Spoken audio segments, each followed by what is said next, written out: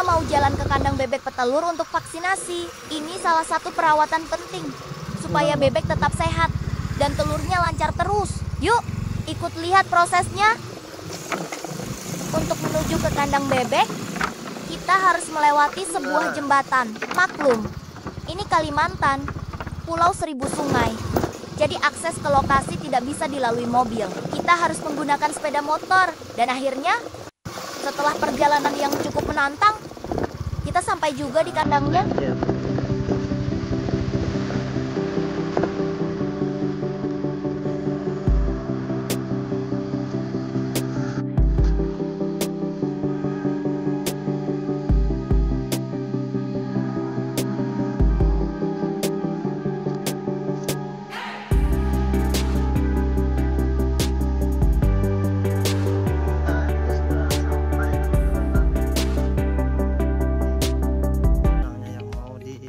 Saat ini, kita berada di kandang bebek milik seorang peternak di Desa Harusan, Kecamatan Amuntai Tengah, Kabupaten Hulu Sungai Utara, Kalimantan Selatan. Kandang ini milik Padaham, seorang peternak yang telah berpengalaman puluhan tahun dalam beternak bebek. Di kandang ini, terdapat sekitar 900 ekor bebek petelur yang beliau pelihara buat cetak anak bebek packing. Dan hari ini, bebek-bebek inilah yang akan kita vaksin untuk menjaga kesehatan dan produktivitas mereka. Oke teman-teman peternak, pada kesempatan kali ini kita akan membahas tentang bebek petelur jenis packing. Meskipun lebih dikenal sebagai bebek pedaging, ternyata bebek packing juga bisa dimanfaatkan untuk produksi telur dalam kondisi tertentu. Yuk, kita bahas lebih dalam. Sebelum vaksinasi dimulai, kita menyiapkan vaksin sesuai dosis dan mencatat jumlah bebek yang akan divaksin. Semua alat harus steril dan sesuai standar. Biasanya, vaksin yang diberikan adalah untuk mencegah penyakit seperti flu burung AI, kolera, atau Newcastle disease ND. Jadi, sekarang kita sedang mempersiapkan peralatan untuk vaksinasi. Teman-teman, untuk alat suntiknya, kita menggunakan produk dari Sekurek dengan media suntik standar. Jarum yang dipakai berukuran 0,9 mm karena ini diperuntukkan bagi bebek-bebek dewasa. Sedangkan untuk dosis vaksinnya, kita gunakan 0,5 ml per ekor. Semua ini kita siapkan agar proses vaksinasi berjalan lancar.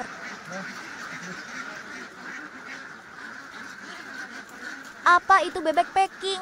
Bebek packing adalah jenis bebek yang berasal dari Tiongkok dan dikenal luas sebagai bebek pedaging unggul. Tubuhnya besar, berbulu putih bersih, dengan paruh dan kaki berwarna oranye. Biasanya, bebek packing dipelihara untuk menghasilkan daging empuk yang lezat.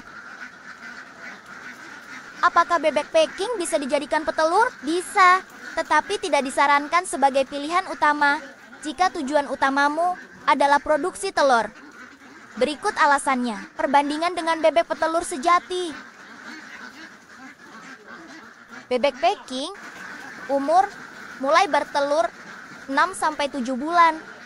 Sedangkan bebek Mojosari atau Alabio 5-6 bulan. Bebek packing produksi telur kurang lebih 100-150 butir per tahun. Sedangkan bebek Mojosari atau Alabio 200-250 butir per tahun. Bebek packing ukuran telur besar, sedangkan bebek Mojosari atau Alabio ukuran telur sedang. Bebek packing warna telurnya agak putih, krem muda, sedangkan bebek Mojosari atau Alabio warna telurnya biru kehijauan.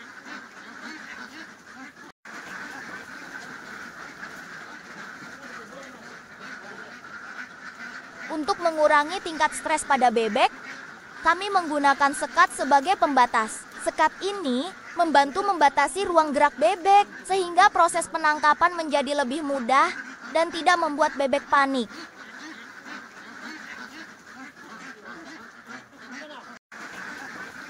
Vaksin diberikan melalui suntikan ke bagian bawah kulit leher atau dada. Untuk anak bebek, bisa juga lewat tetes mata atau mulut. Tapi untuk bebek packing dewasa, suntikan adalah metode paling umum. Selama proses, bebek dipegang dengan tenang agar tidak stres. Semakin tenang, semakin aman proses vaksinasi.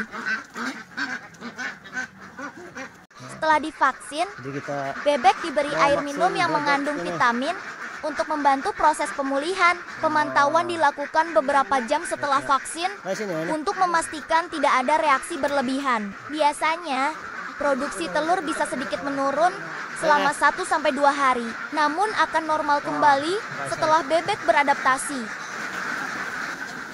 Vaksinasi adalah salah satu kunci keberhasilan dalam beternak bebek, termasuk bebek packing petelur. Dengan kesehatan yang terjaga, produktivitas tetap stabil, dan risiko kerugian bisa ditekan. Jadi, jangan lewatkan jadwal vaksinasi ya. Demi bebek sehat, telur melimpah. Semoga penjelasan ini bisa memberi gambaran tentang potensi bebek packing sebagai petelur. Untuk hasil terbaik, selalu sesuaikan jenis bebek dengan tujuan ternakmu.